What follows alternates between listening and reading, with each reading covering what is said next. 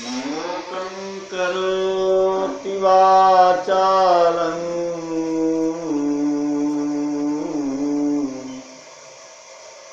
पंगुलं लंघते गिरिं यत्कृपातमहं वन्दे परमानन्दं जगद्गुरुं वन्दे गुरुपदकन्दं कृपासिन्धु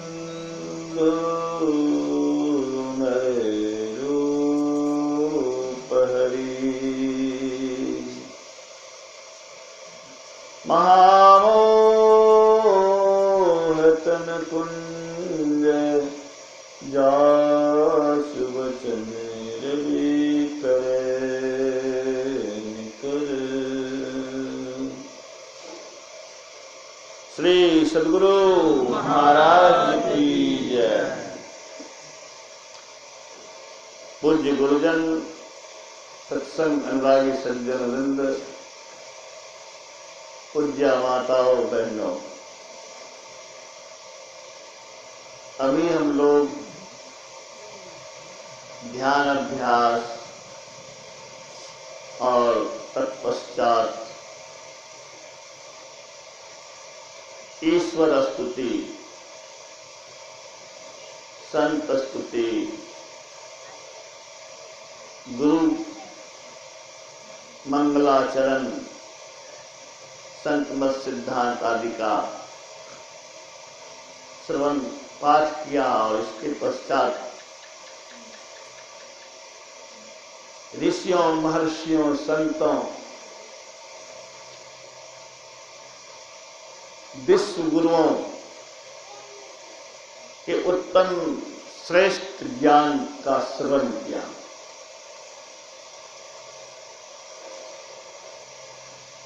जिस ज्ञान के कारण, जिस विचार के कारण,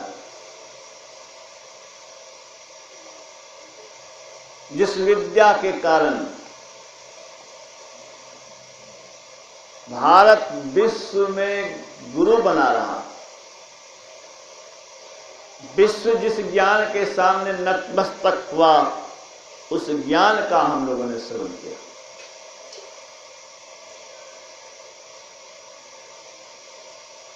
उन संतों का श्रवण किया जो विश्व में पूजनीय रहे। उसमें क्या हम लोगों ने सुना?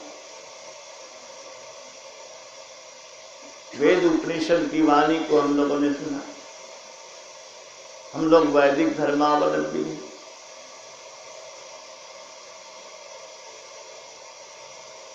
वैदिक धर्मावलंबी या वेद सभी धर्मों की माता के रूप में है।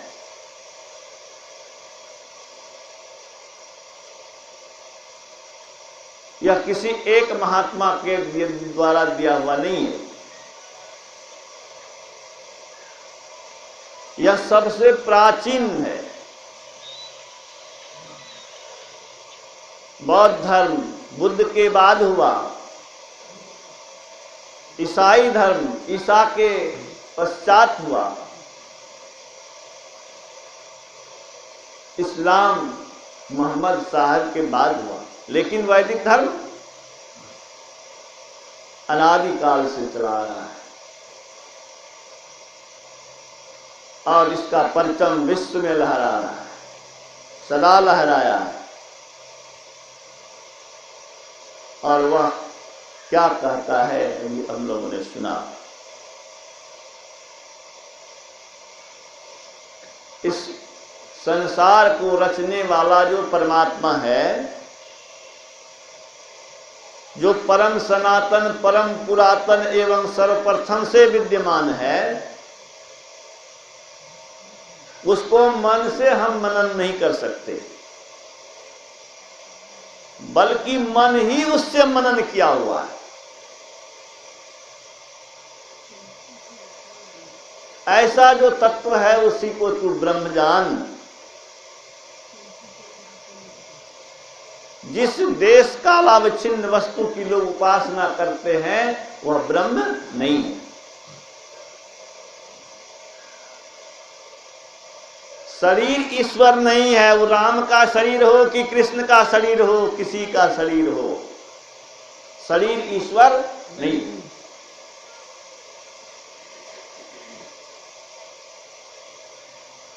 इस शरीर को चलायमान करने वाला जो तत्व है वह परमात्मा है। उसको यदि इस जन्म में जान लिया तब तो ठीक है, नहीं तो बड़ी भारी हानि है। खुशबू बिखर रहा है, तुम नाकों को बंद कर ले, खुशबू का कुछ बिगड़ने वाला नहीं है। तेरे मन को जो प्रसन्नता होती तो तुमने खो दिया।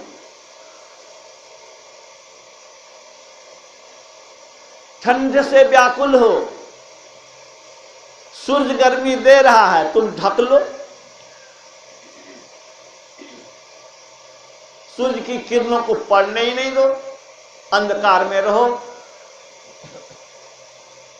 सूर्य का क्या बिगड़ेगा? सूर्य के प्रकाश से हीन रहोगे तो ठोकर खाओगे, कष्ट पाओगे, रोओगे और क्या करोगे। ऐसे ही ईश्वर के आभा से, उनके गुण से अगर गुणान्वित नहीं करते हैं अपने आप को, तो उस ईश्वर का कुछ बिगड़ने वाला नहीं है, तेरा सर्वनाश होने वाला है। समझ रहे हो?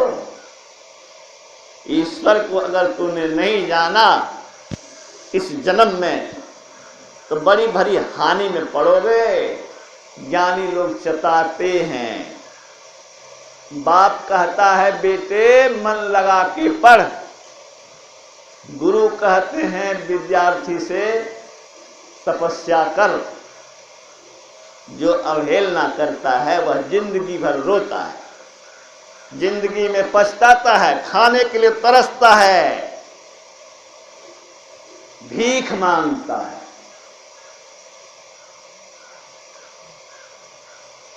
क्षुधा से तड़पता है, अपमानित और तिरस्कृत होता है। याद रखना, कमजोर कुचला जाता है। मैं बराबर कहता हूं, कमजोर रहोगे कुचले जाओगे, दरिद्र रहोगे पीछे जाओगे, अपमानित होगे, तिरस्कृत होगे। समर्थ बनो, शक्तिशाली बनो, ज्ञानी बनो। नहीं बनोगे, कह दिया क्या होगे। इसलिए हमारे ऋषियों ने चिताया, क्या चिताया? इस जन्म में ब्रह्म को जान लिया तब तो ठीक है। चेद सत्यम अस्ति नो चेदिहा वेदिन महति विनष्टि भूतेषु भूतेषु विचित्र धीरा प्रेत्यास्मालोकान्विता। उस ब्रह्म को अगर तूने जान लिया, सबके अंदर में जो ब्रह्म है, उस ब्रह्म तक पहुंच करके अगर उसका ज्ञान हासिल कर लिया तो अमर हो जाओगे। अमर कोई है?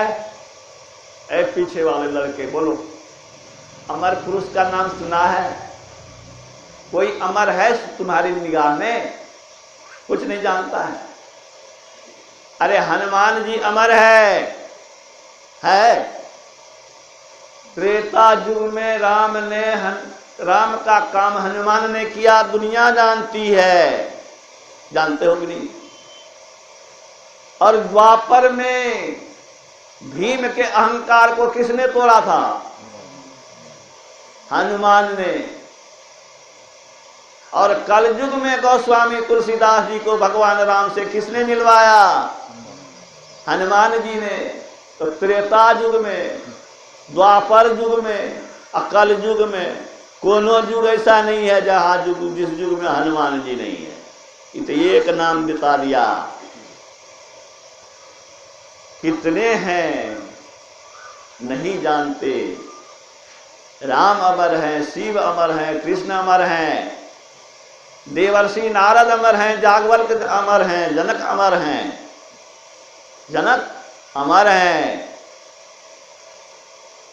वाल्मीकि तुलसी भयो, उद्धव सूर शरीर, जनक वैदेही नानका, सुखदेव भय कबीर। वेद व्यास जी का बेटा सुखदेव मुनि था, वो कलयुग में कबीर बन करके आया। भगवान राम के चरण में वाल्मीकि जी हुए, जो सीता को शरण दिया, लव उसको पाला पोसा, और कलयुग में आकर के गोस्वामी तुलसीदास बन गए। भगवान राम के ससुर जनक जी कलयुग में नानक बन करके आए। ये तो कुछ नाम गिनाया, बहुत से पुरुष अमर पुरुष हैं। कौन होते हैं अमर? कौन होते हैं अमर? जब आंख बंद करके अपने अंदर में ईश्वर की ओर चलता है, वही अमर होता है। इसीलिए हमारे भारत में आंख बंद करने की परंपरा परम प्राचीन है। हम गए एक जगह शादी में, कैसा गांव था समझ लो। ध्यान पर जब बैठा था, कहा कि अरे एक मन का की करे छे रे, ये भारत भूमि की ये दुर्दशा हो गई। कब हुई ये दुर्दशा? जब महर्षि जी का आगमन नहीं हुआ था उस समय। ये ज्ञान फैल ही रहा था, उस समय ये अंधकार था। अब कोई किसी गांव में ये नहीं कोई कहता है कि आंख बंद करके क्या कर रहा है। शुरुआती दौर में मठाई के नजदीक लक्ष्मीनिया गांव में गया था, वहां की बात मैं कह रहा हूं। तो बंधुओं, आंख अगर बंद नहीं करते हो, ईश्वर की ओर नहीं जा सकोगे। ईश्वर की ओर नहीं जा सकोगे, तत्व ज्ञान नहीं प्राप्त कर सकोगे। ये माया तुमको कुचलेगी, माया तुमको पीसेगी, और दर्द में, पीड़ा में, अभाव में, मृत्यु में तेरी ऐसी दुर्दशा होगी कि आंसू बहाते रहोगे। टका कमाने से कुछ नहीं होगा बेटे, शरीर तो छूटेगा। शरीर के लिए टका है, टका का और बेसी उपयोग नहीं है। लेकिन ये ध्यान का महत्व, इस आत्मा जब तक है तब तक इसके लिए है। टका से शरीर को लाभ पहुंचाओगे, लेकिन ध्यान से, संतों के ज्ञान से, उनके बताए राह पर चलने से ये आत्मा जहां रहेगी वह अच्छी दशा में रहेगी। इसलिए संसारिक कमाई भी करो, और जो कमाता नहीं है वो पीछे पछताता है, वह भीख मांगता है। कमजोर बनना पसंद है? पसंद है। मुस्कुरा रही है, कह रही है नहीं, कोई कमजोर नहीं बनना चाहती, सब मजबूत। मजबूत नहीं रहोगे तो कुचले जाओगे। गुरु महाराज की वाणी को आपने सुना, प्रभु वर्णन में आवे नहीं। इस शरीर देखते हो, शरीर को सब देखता है। शरीर सुंदर है, इसको सब देखता है। शरीर मजबूत है, यह सब देखता है। सर कमजोर हो गए हैं, ये बहुत लोग सब देख रहा है। सर बीमार हो गए हैं, सब देख रहा है। लेकिन असली को नहीं देख रहा है, जो आत्मा कितनी बीमार है, कितना स्वस्थ है, आत्मा कितनी विकसित है, कितना अंधकारमय है। जैसे कोई शरीर से सुंदर होता है, वैसे किसी का अंतःकरण सुंदर होता है। इसकी सुंदरता को कोई नहीं देखता, अंतःकरण की मजबूती को कोई नहीं देखता। तेरे पास आंख ही नहीं, देखोगे क्या? गुरु महाराज कहते हैं जैसे कोई शरीर से सुंदर और असुंदर विकसित और अविकसित, जागृत और सुसुप्त होता है, ऐसे ही कि लोगों का अंतःकरण किसी का जागृत है और किसी का सोया हुआ है, हैं? सोया हुआ है तो क्या होगा मालूम है? पलटू साहब ने कहा, हमने बातें तहकीक किया, हमने खोज की, ऐसे नहीं कहा। रिसर्च करता है वैज्ञानिक लोग, अब बम बना के दिखा दिया कि बम है कि नहीं है। पलटू साहब कहते हैं हमने बातें तहकीक किया, खोज किया, सब में साहब भरपूर है। अपनी समझ कुआं को पानी, कहीं नियरे कहीं दूर है, अपनी अपनी समझ है। किसी कुआं में पानी नजदीक है और किसी कुआं में भरते भरते आपका दम खुल जाएगा। ऐसे ही किसी के अंतःकरण में परमात्मा प्रकट है, निकट है, कहीं दूर है। गाफिल की ओर से सोए गया, गाफिल जो है, लापरवाह जो है, उसके लिए ईश्वर क्या है ये नहीं। चेतन को हाल हजूर है जी। अब पालतू इस बात को जो न माने उसके मुख के ऊपर धूर है। अब क्या कहेंगे पलटू साहब? तो वह परमात्मा सबके अंदर है, लेकिन वह वर्णन में नहीं आता, वह वाणी से नहीं कहा जा सकता। उसकी कृपा को तुम समझ ही नहीं सकते, आंख ही नहीं है।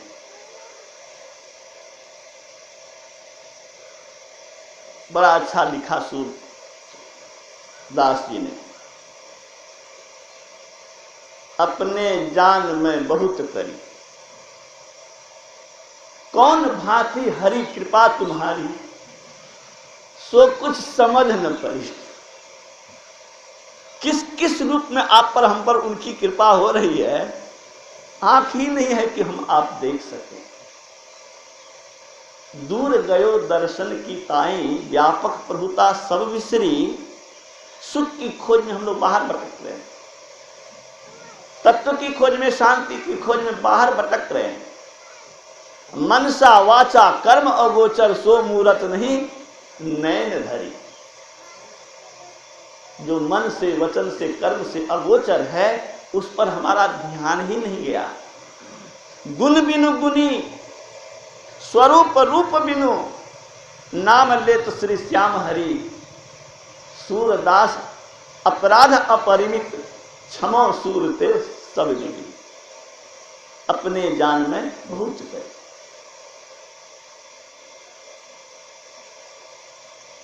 तीन गुणों से अलग हैं वो, त्रिगुणातीत है।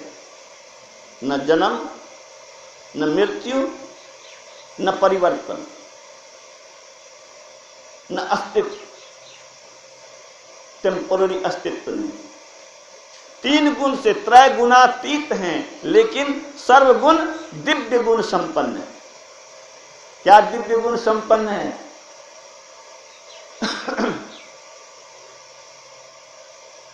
इसको हटाओ तो बुझा दो। वैज्ञानिक बम बनाया, लेकिन संसार के भंडार से लेके बनाया। कुम्हार ने बर्तन बनाया, गुरु महाराज कहते हैं, लेकिन मिट्टी धरती से लिया, प्रकृति से लिया। परमात्मा कुछ कहीं से नहीं लिया, अपने आप बना दिया। तभी अपना आप ही आप उपाया, ना किछु ते किछु कर दिखलाया। वो परमात्मा सोई सचिदानंद घन रामा, अज विज्ञान रूप बल धामा। वो कैसा वैज्ञानिक है? नीचे में भी है लगता है।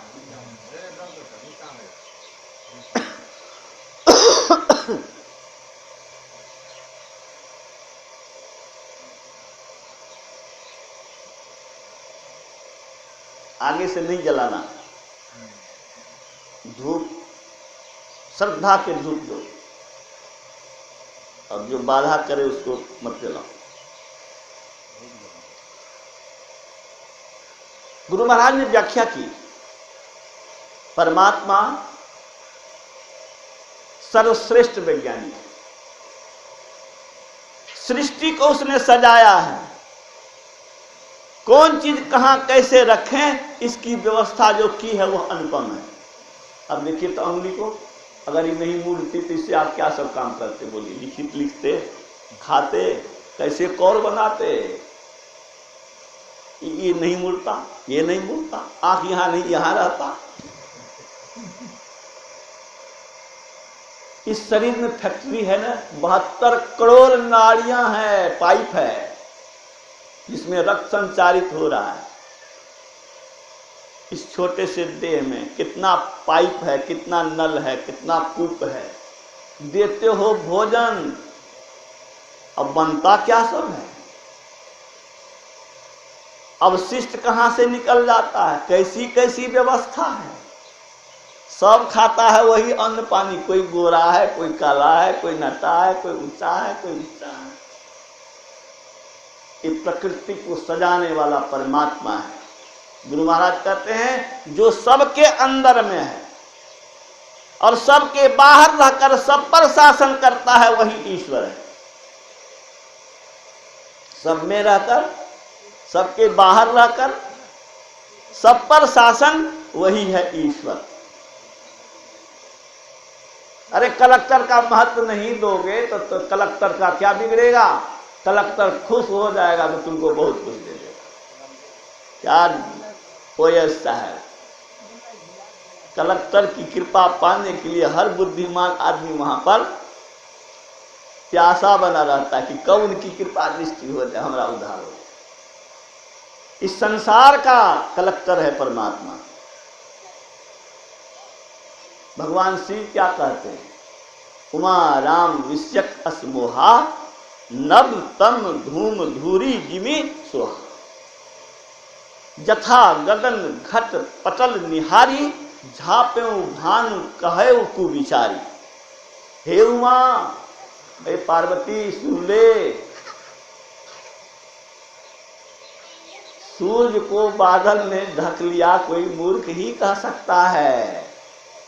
बादल ढक लेगा सूर्य को? बादल तेरे ऊपर है, तेरे आंख को ढक लिया है। सूर्य इतना बड़ा है, बादल उसके सामने में कुछ नहीं है, क्या ढकेगा उसको? गुरु महाराज कहते हैं माया परमात्मा को क्या ढकेगी, ऐसे ही नहीं ढक सकती। आकाश में कहीं धूरा है, कहीं धुआं है, कहीं अंधकार है। हे पार्वती, आकाश में कहीं धुआं है, कहीं धूल है, कहीं अंधकार है, लेकिन आकाश किसी से सटता नहीं है, आकाश से कोई सट नहीं सकता है। तेल लगा दो, मिट्टी का दाग लग जाएगा, पकड़ लेगा वो, तेल पकड़ता है। आकाश में धूल है, वो हमारे शरीर को सटेगा, लेकिन आकाश में सट नहीं सकता है। गुरु महाराज कहते हैं ईश्वर सब जगह है, घृणित से घृणित और पवित्र से पवित्र जगह में है, लेकिन उससे वह सटता नहीं, वह निर्लेप रहता है, वह निर्मल रहता है। कौन? परमात्मा। उस परमात्मा का ज्ञान जिसको हो जाता है वह परमात्मा हो जाता है। अरे स्कूल में एडमिशन नहीं लोगे तो इंजीनियर डॉक्टर कहां से बनोगे? इस संत मत के सत्संग में जो एडमिशन लेगा वही उस राह पर चलेगा।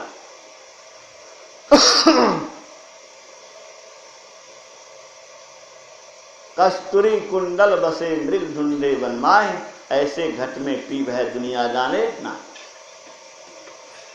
शरीर के अंदर रहने वाला ईश्वर नहीं है, जो शरीर एक अंदर में समा के रह जाए, संपुट माही समाइया सो साहब नहीं हो। साहब कौन होगा? सकल मांड में रमी रहा मेरा साहब सो। कबीर साहब कहते हैं परमात्मा वह